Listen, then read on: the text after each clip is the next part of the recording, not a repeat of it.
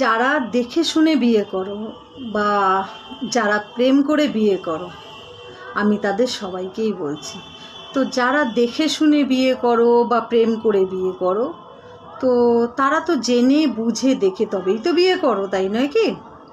এমন তো নয় যে ছোট্ট বাচ্চাকে বিয়ে করছো। এক সময় ছিল যে ছোট বাচ্চা, মানে 5 বছর 7 বছরের বাচ্চাকে বিয়ে করিয়ে পরিবার নিয়ে যেত। তো সেই সময় আমি আমার দিদিমা ঠাকুমাদের কাছে শুনেছি যে তারা বলতো যে তাদের শাশুড়ি বা বাড়ির যে বয়োজ্যেষ্ঠরা ছিল, ঠাকুমা দিদিমা, তাদের মানে আমার ঠাকুমা দিদিমাদের কাছে শোনা যে সেই সময় যেসব ছোট বাচ্চাদের বিয়ে হতো, তাদের শ্বশুর বাড়িতে যে ঠাকুমা দিদিমা বা মা শাশুড়িরা যারা ছিলেন, তারা নাকি সেই ছোট বাচ্চা বৌমাকে হাতে ধরে সব কাজকর্ম শেখাতো আর একটু একটু করে বড় করতো। তো সেদিনটা তো আজকে নেই। আজকের বর্তমান যুগে, আজকের যুগে তো একটা সে প্রেম করেই হোক, ছেলে প্রেম করে নিয়ে আসুক, বা যার পরিবারে দেখে শুনে বিয়ে হোক, দেখাশুনো করেই বিয়ে হোক না কেন, রীতিমতন প্রাপ্তবয়স্ক হলেই তবে একটা বিয়ে হয়, আর অনেক যাচাই বাছাই করে দেখে শুনে বিয়েটা হয়, তাই তো?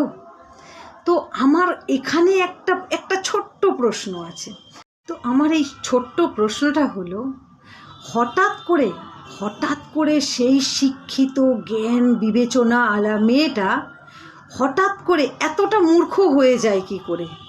মানে সে যখনই শ্বশুর বাড়ি গেল, সে কিচ্ছু জানে না, কিচ্ছু বোঝে না, কোনো কাজ জানে না, একদম পরিবারের কোনো ভালো মন্দ কোনো বিষয়ে কথা বলতে গেলে তার শ্বশুর বাড়ির লোকজন এটা বলতে থাকে, তুমি না সব ব্যাপারে কথা বলো না বৌমা, তুমি যেটা বোঝো না সে ব্যাপারে কথা বলো না।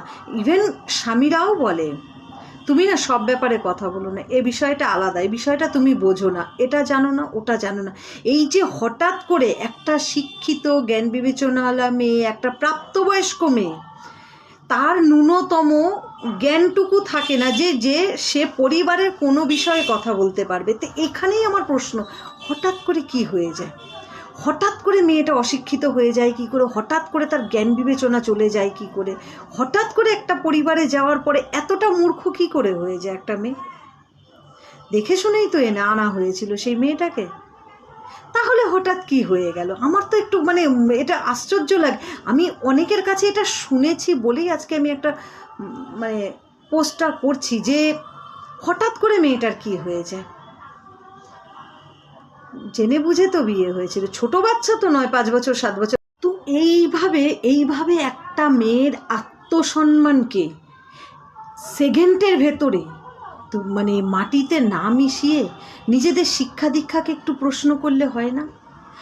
আমার কি মনে হয় জানো তো, আমার মনে হয় যে সেই পরিবারগুলোর নিজেদের শিক্ষা দীক্ষার অভাব আছে, তারা হীনমন্যতায় ভোগে।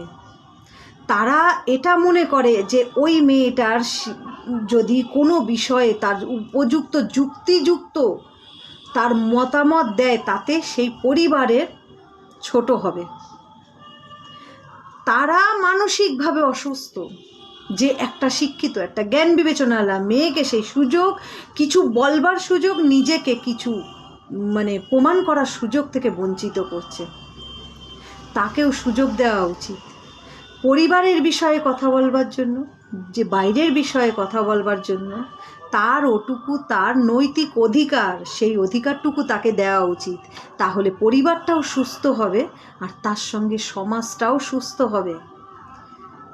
আমি বুঝে পারি না যে মানুষ কি করে পারে যে একটা জ্ঞান বিবেচনা আলা শিক্ষিত মেয়েকে এতটা মানে নিচে নামাতে, যে সে ভাবে যে সত্যিই হয়তো আমার দ্বারা কিছু হয় না। তাই একবার হলেও আমাদের ভেবে দেখা উচিত, কোনো মানুষকে এত ছোট করে এত নিচে নামিয়ে কথা বলাটা উচিত নয়। প্রত্যেকটা মানুষের মতামতের মূল্য আছে, আর অন্য মানুষকে সেই সম্মান বা সেই মূল্যটুকু দিলে আমার মনে হয় সংসারটাও সুন্দর হবে, সমাজটাও